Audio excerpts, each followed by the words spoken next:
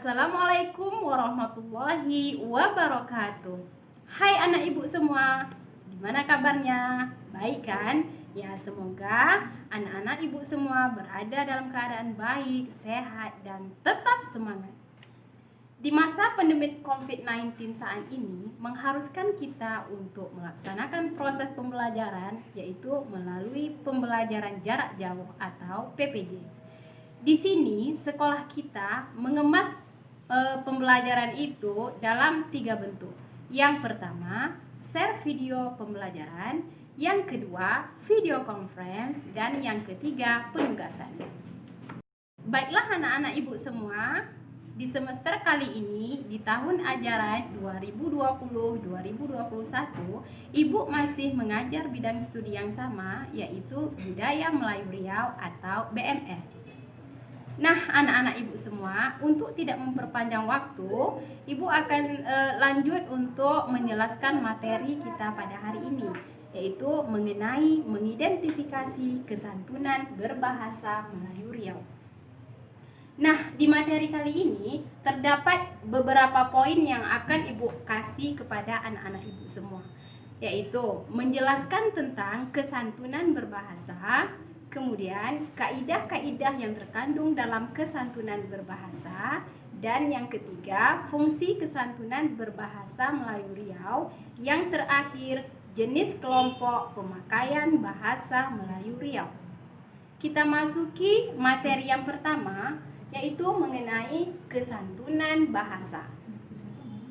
Kesantunan bahasa merupakan kehalusan dan baik budi bahasanya maupun tingkah lakunya. Kesantunan dimaksud adalah yaitu bahasa dan perilaku. Jadi, kesantunan itu identik dengan bahasa maupun perilaku.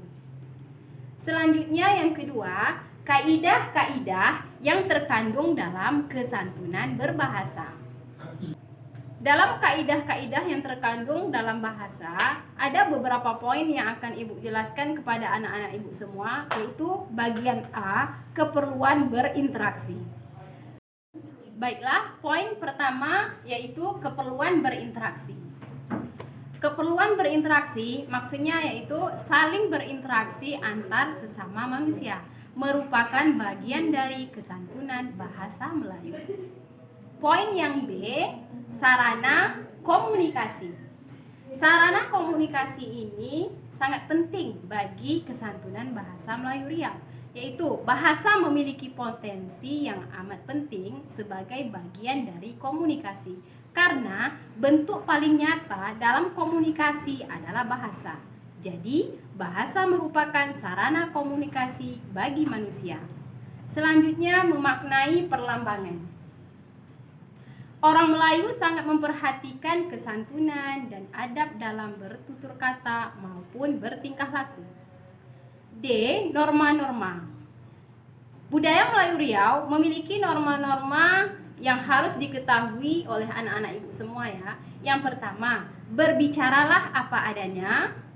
Yang kedua, berbicara dengan hati-hati, tepat, dan mengikut alur. Ketiga, berbicara untuk tujuan yang baik. Keempat, menghargai perbedaan dan cara pandang orang lain. Kelima, bersungguh-sungguh memahami situasi komunikasi.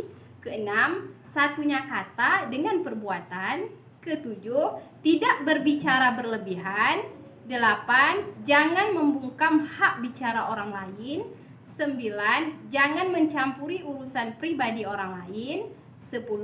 Jangan membuka aib orang. 11. Jangan tergesa-gesa. 12. Jangan sombong. Nah, kemudian bagian E, ya bisa anak-anak ibu lihat semuanya, penerapan kesantunan berbahasa.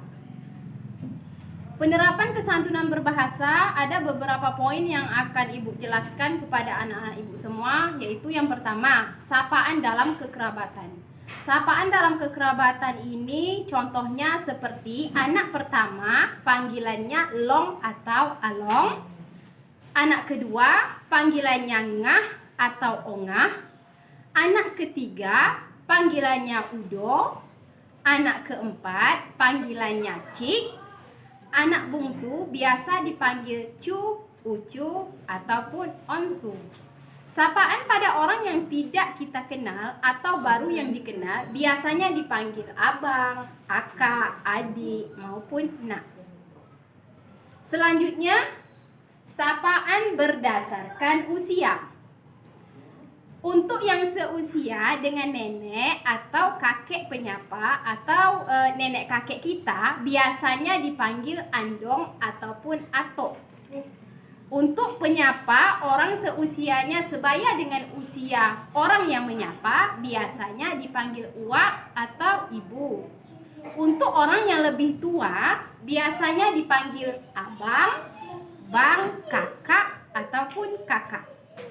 Selanjutnya untuk seusia dengan usia si penyapa biasanya memanggil atau menyebut nama dirinya sendiri.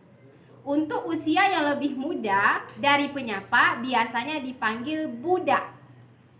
Untuk orang yang sudah akrab biasa dipanggil beliau. Untuk orang yang sangat akrab biasa disapa hai sedaro. Nah, itu merupakan contoh beberapa dari sapaan untuk kekerabatan. Kemudian kita lanjut sapaan di luar sistem.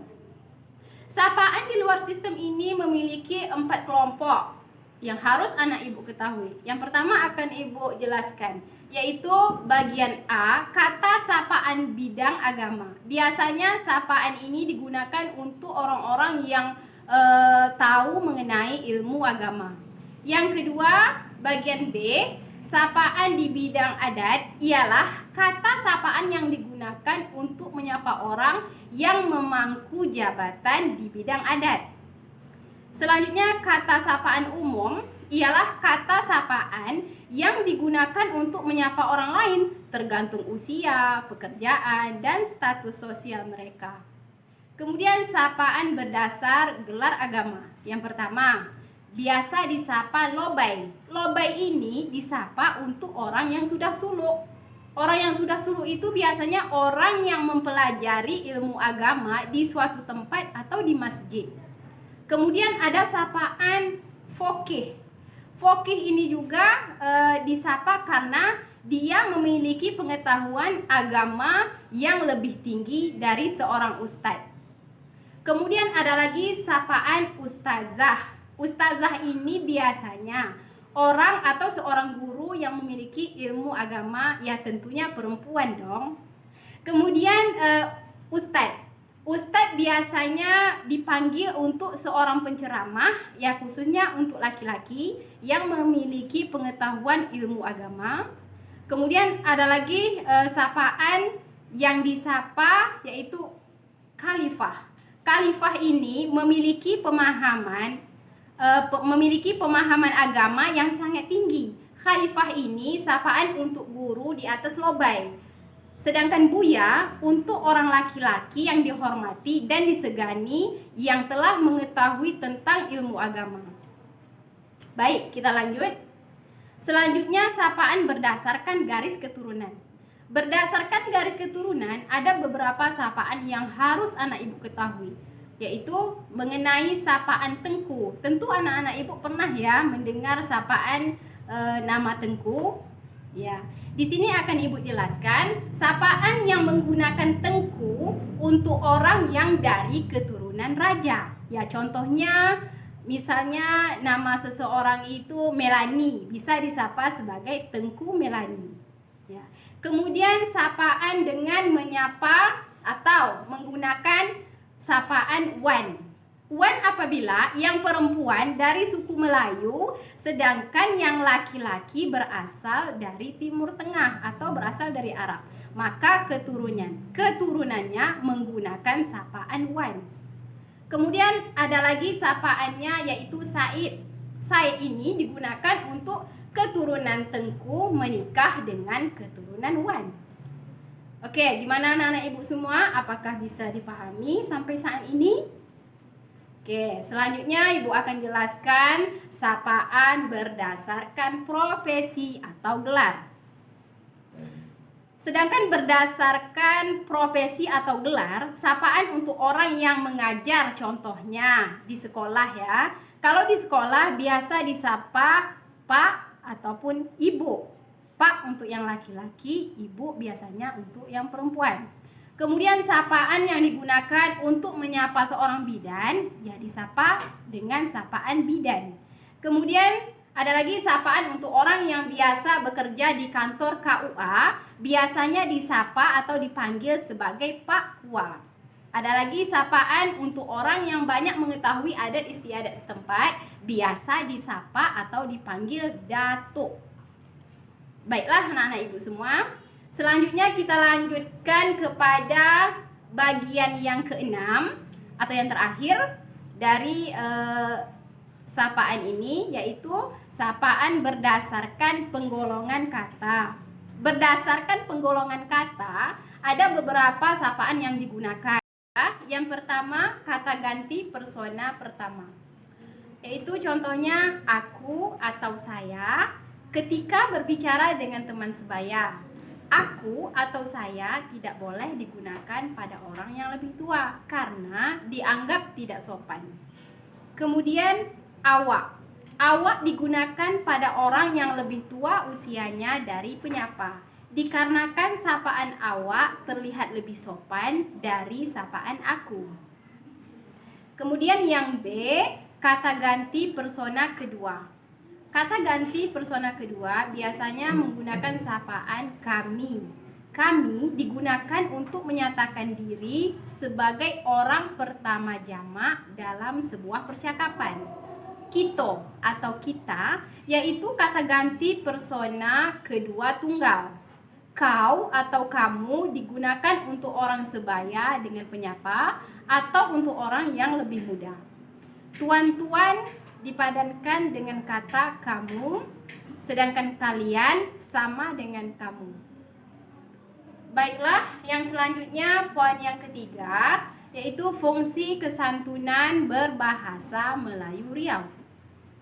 Di sini ada beberapa gambar yang bisa anak ibu semua lihat, yaitu yang pertama, fungsi kesantunan berbahasa Melayu Riau, yaitu berfungsi sebagai alat komunikasi untuk menyampaikan, menerima pesan, atau pernyataan pikiran dan perasaan. Selanjutnya, sebagai penanda jati diri. Nah, sebagai penanda jati diri itu maksudnya yaitu untuk menunjukkan siapa dan dari mana orang tersebut. Yang ketiga, sebagai cermin budi, yaitu memantulkan gambaran pribadi seseorang sebagai makhluk sosial. Selanjutnya yang keempat adalah pemakaian bahasa Melayu Riau. Di sini, pemakaian bahasa Melayu Riau ini ada beberapa bagian yang harus anak ibu semua ketahui. Yang pertama, bahasa Mandaki. Bahasa Mandaki ini adalah tata cara berbicara dan bersikap terhadap orang yang lebih tua atau orang yang lebih rendah kedudukannya terhadap yang lebih tinggi kedudukannya. Nah, kita lanjut yang bagian kedua, yaitu bahasa mendatar.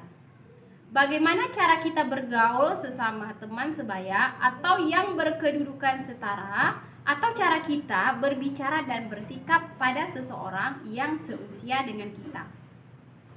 Yang ketiga, bahasa melereng atau miring.